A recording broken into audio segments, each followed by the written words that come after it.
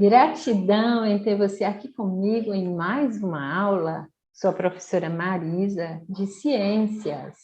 E hoje nós vamos estudar sobre as substâncias, o caráter das substâncias, como elas são classificadas, tá?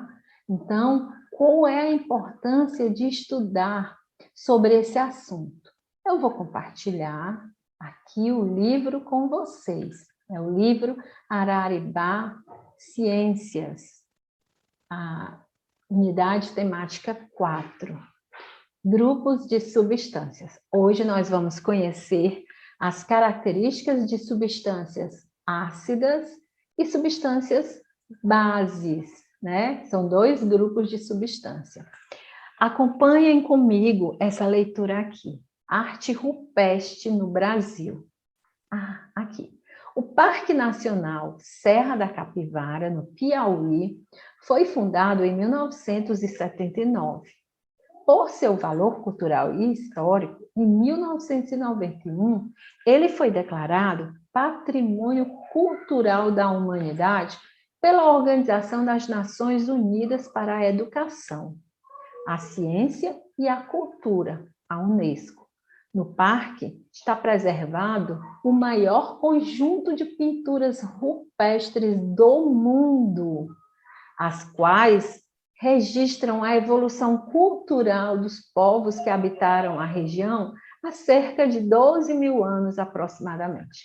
Nos pigmentos, que são as tintas utilizados para produzir as imagens, estão presentes substâncias como o óxido de ferro e o manganês. Então, vocês veem aí, olha que coisa bonita, que coisa interessante, né? Então, qual é a importância de se estudar essa unidade? Já foram identificadas milhões de substâncias que fazem parte da nossa vida. Agrupá-las de acordo com suas propriedades é uma maneira de estudá-las. Para quê? Para entender e prever como elas se transformam quimicamente. Já sabemos o que é uma transformação química.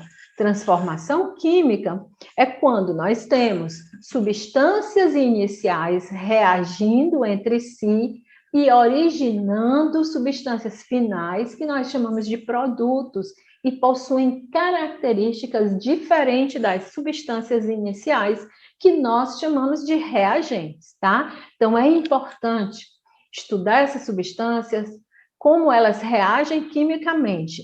Essa classificação facilita o reconhecimento e a compreensão das propriedades de substâncias, não só presentes no nosso dia a dia, mas também daquelas encontradas em registros históricos, cultural e ou científico, né, como é o caso aqui dessas imagens, né, dessa arte rupestre, né? É muito interessante. Bom, vamos iniciar o nosso estudo entendendo o que são as substâncias e como elas são classificadas, tá? Então, vamos dar um passeio aqui para entender isso aí. As substâncias, elas são classificadas de acordo com o comportamento químico delas, ou seja, como é que elas se transformam quimicamente falando, tá? Ou seja, elas foram inicialmente divididas em dois grupos, substâncias orgânicas e substâncias inorgânicas. Durante algum tempo, né, aproximadamente 2 séculos, acreditava-se, por exemplo, que as substâncias de origem vegetal e animal, elas só podiam ser obtidas de seres vivos. Essas substâncias, então, foram denominadas de substâncias orgânicas. Por quê? Porque eram originadas a partir de um organismo vivo.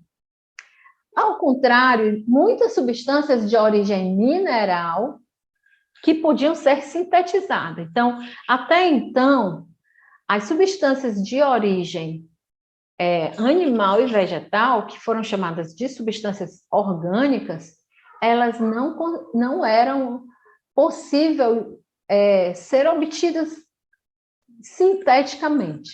Já substâncias minerais, como são substâncias menores e mais simples, eles conseguiam produzir sinteticamente. Entretanto, essa classificação não era um senso comum entre os cientistas da época. Além disso, passaram a ser conhecidas reações que tornaram possível a obtenção de substâncias orgânicas em laboratório. Mas a classificação de substâncias inorgânicas e orgânicas continua em uso, tá certo? Aqui é só para a gente entender de onde se originou a nomenclatura. Um exemplo de composto classificado como inorgânico é o dióxido de silício, SiO2. O dióxido de silício é um dos componentes de origem animal, é um dos componentes da areia, presente na areia, tá? Dióxido de silício. A maioria das substâncias de origem animal e vegetal e todos os derivados de petróleo são considerados compostos orgânicos. Alguns exemplos a gente vai ter o gás metano, CH4, o etanol, C2H6O, o etanol é o álcool, tá? O álcool comum. E a glicose, C6H12O6. A glicose, ela está presente, por exemplo, no mel, ela constitui as moléculas do amido, presente na farinha de trigo, na mandioca, na batata, no arroz, no macarrão. Atualmente, sabe-se que muitas substâncias classificadas como orgânicas podem apresentar um comportamento químico semelhante ao de substâncias inorgânicas, tá? Como, por exemplo, o elemento químico oxigênio, que está presente tanto em substâncias orgânicas como em substâncias inorgânicas. Com isso, existem várias formas de classificar as substâncias. Por exemplo, a gente pode classificá-las de acordo com o comportamento ácido-base. No entanto, essa classificação também encontra algumas limitações. Primeiro, vamos entender o que são substâncias consideradas de caráter ácido e substâncias consideradas de caráter base. E nas aulas subsequentes, a gente vai conhecer outros grupos. Em meados do século XIX, as substâncias já eram classificadas em ácidas ou básicas, tá? De acordo com sua característica em reações químicas. Com base nas observações de um cientista sueco, Svante Arrhenius, e nos experimentos de outros cientistas da época, foi formulada a seguinte teoria: substâncias ácidas são aquelas que liberam íons hidrogênio, tá?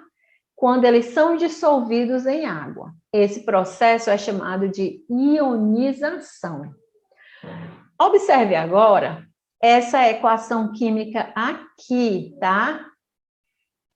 Aqui a gente tem o reagente da equação química, que é o cloreto de hidrogênio, HCl. Em parêntese, a gente tem esse Gzinho, significando que é uma substância gasosa, né? Então, o cloreto de hidrogênio, na presença de água, estão vendo H2O aqui em cima da setinha?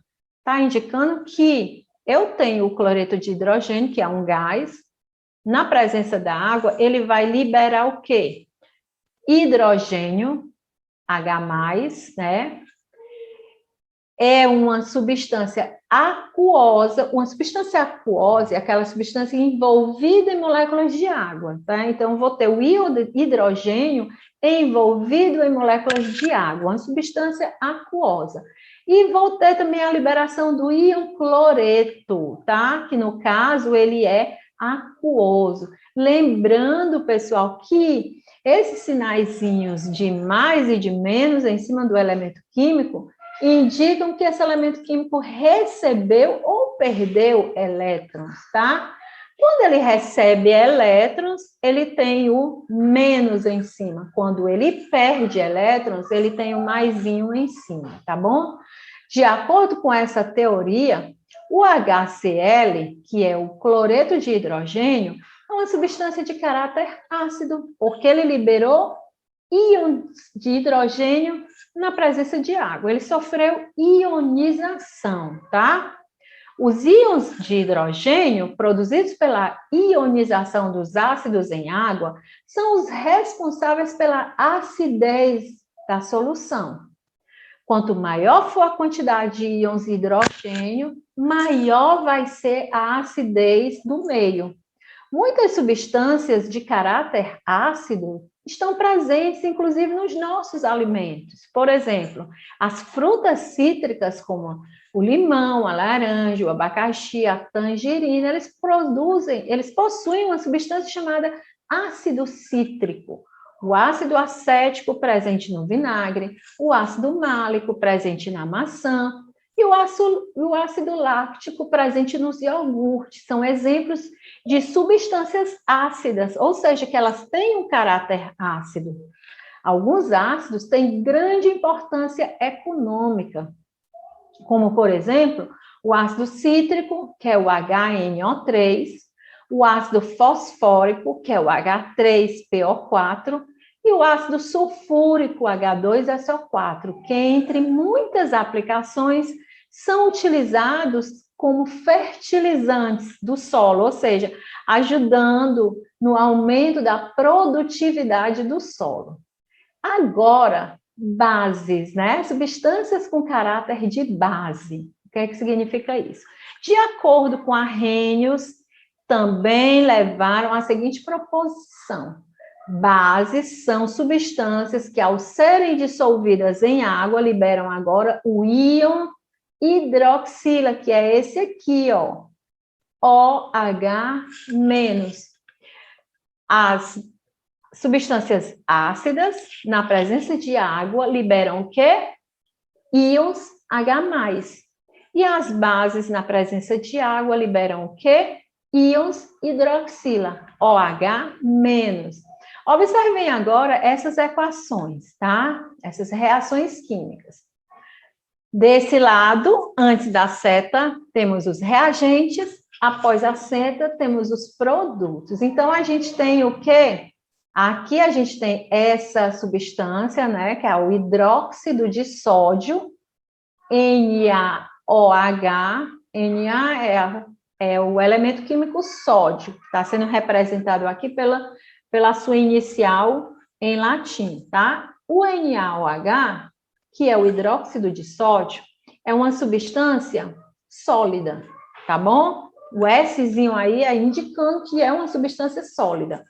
Na presença de água, olha a água aqui em cima da setinha, ele vai liberar o quê? Ele vai liberar o sódio, que é uma substância aquosa, lembrando, substância envolvida em moléculas de água.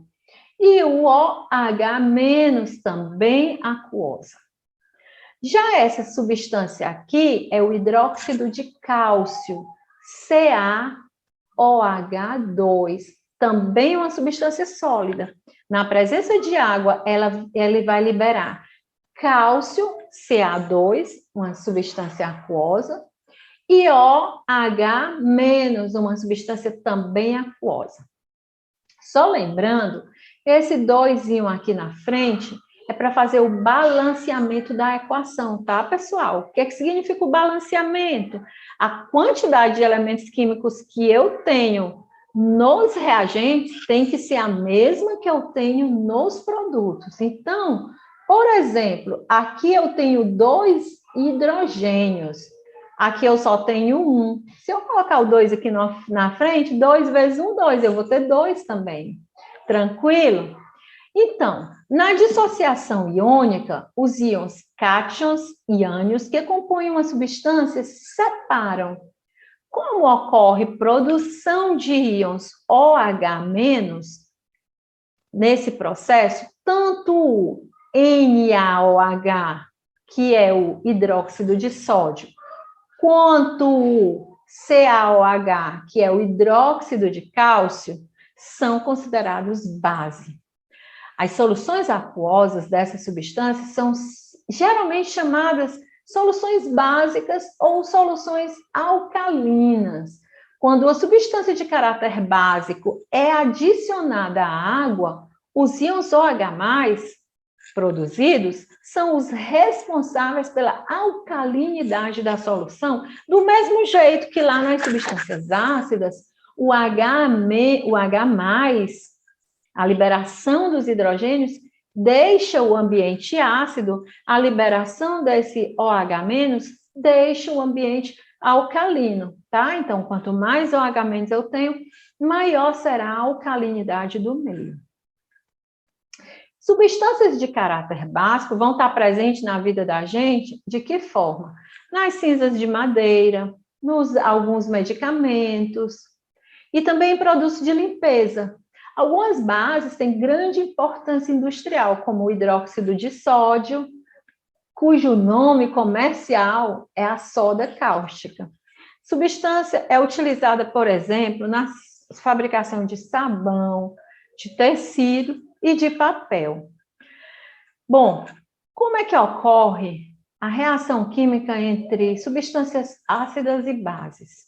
Considere que certo volume de uma solução aquosa, HCl, que é o ácido clorídrico, tá? É adicionado a um determinado volume de solução aquosa, ou seja, uma solução de NaOH, que é o hidróxido de sódio. Então, temos o ácido clorídrico reagindo com o hidróxido de sódio. Nessa mistura, ocorre uma reação que a gente vai chamar de reação de neutralização, na qual os íons H+, provenientes da ionização dos ácidos, e os OH- proveniente da dissociação iônica das bases, tendem a associar, eles vão se associar, né, se unir para formar moléculas de água. A reação pode ser representada pela seguinte equação química.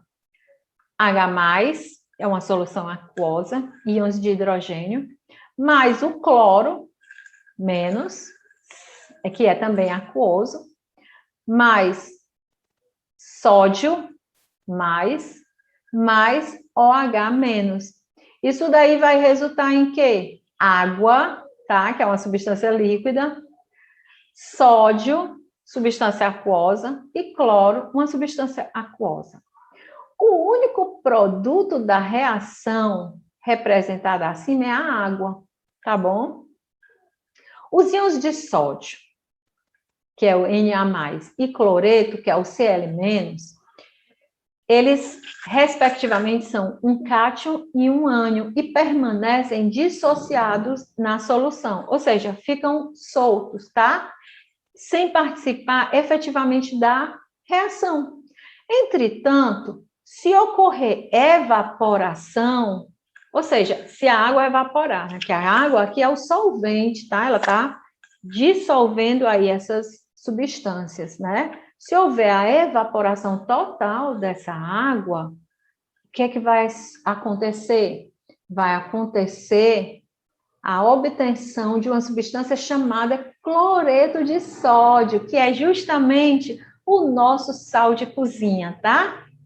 Essa substância pode ser classificada agora como uma nova categoria, que é chamada de sal. Mas isso nós vamos estudar na próxima aula. Então, pessoal, foi um prazer ter estado com vocês. Espero que vocês tenham compreendido o assunto. Qualquer dúvida, você pode fazer perguntas. Tanto você pode fazer perguntas aqui nos comentários, como você pode me encontrar nas redes sociais. Meu Instagram é Profmarisa, com Z. E quem é meu aluno pode me encontrar também pelo WhatsApp. Estou à disposição de vocês. Um grande beijo e até a próxima aula.